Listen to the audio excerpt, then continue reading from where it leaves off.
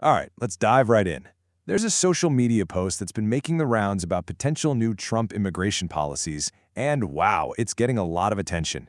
It makes some really specific claims about what could happen in 2026. So today, we're going to break down exactly what this one source says, piece by piece, so you can see the whole picture for yourself. And boom, here's the headline that kicks it all off. The source doesn't mess around. It comes right out with a bold, direct, and super date-specific statement. This one line is pretty much the foundation for everything else we're about to unpack. It sets a tone of, hey, this is for sure happening, right from the get-go. Okay, so first things first, let's tackle that core claim. What's interesting here is that the source isn't just hinting at a general vibe or a policy shift. Nope, it's getting incredibly specific, pointing to a single day on the calendar that its entire argument hangs on.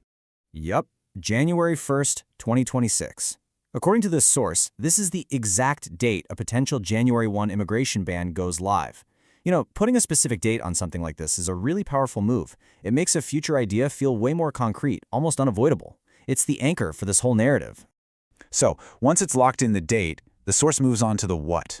It lays out two big areas of U.S. immigration policy that it claims are going to be targeted for some major changes. Changes that could affect everyone from skilled workers to families trying to reunite. And here are the two big ones. The source zeroes in on two key pillars of the American immigration system: H-1B visas, which are for skilled workers, and family-based immigration. And notice the wording here. It says H-1B visas will become stricter, while family-based options will face new restrictions. It definitely suggests a broad tightening of the rules across the board. All right, let's dig into that first claim a little closer. The source says we're looking at stricter rules for H-1B visas.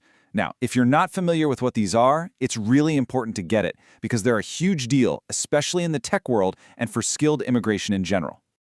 So what is an H-1B visa? Well, in a nutshell, it's a visa for foreign workers in what are called specialty occupations. So think fields like tech, engineering, science, medicine. It's a major pathway for U.S. companies to bring in global talent. So when the source claims stricter rules are coming, it's implying these H-1B visa restrictions could make that pathway a whole lot harder to get through. Okay, on to the second big claim. The source also points to new restrictions on family-based immigration. This is another absolute cornerstone of the U.S. system, and it's the process most people think of when they talk about getting a green card. So, to break it down, family-based immigration is what lets U.S. citizens and green card holders sponsor their relatives to come live here permanently. So when this post talks about new restrictions on these U.S. green card rules, it's suggesting that this really long-standing tradition could be in for a major shakeup. But here's where it gets really interesting. The source doesn't just talk about big, vague policies. It narrows its focus, like way down, to highlight one specific group that it claims is going to be hit particularly hard by all these changes. So you're probably asking, who are we talking about here? Who is this group?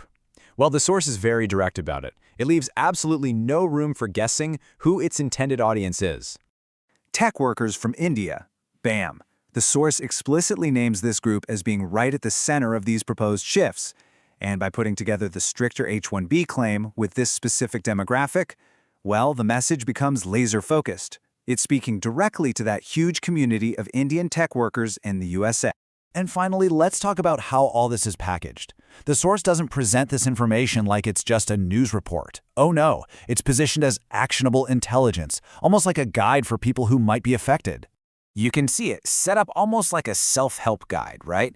It promises to break down the changes, help you understand the impacts, and then, and this is the key part, offer survival tips for staying in the U.S.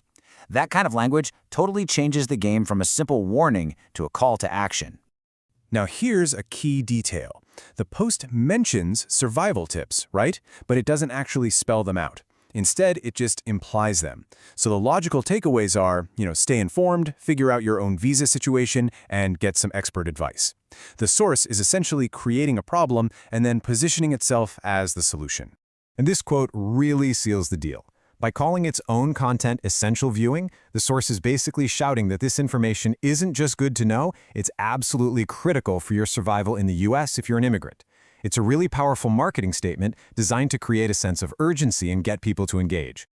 So, when you step back from this one social media post, it leaves you with a much bigger question to chew on. This source focuses on a specific claim, but it really points to a much broader issue. How might major shifts in America's immigration policy reshape not just the lives of individuals, but the entire global tech landscape and the flow of innovation itself? That's the larger conversation that this kind of content really gets started. Thanks for joining me for this breakdown.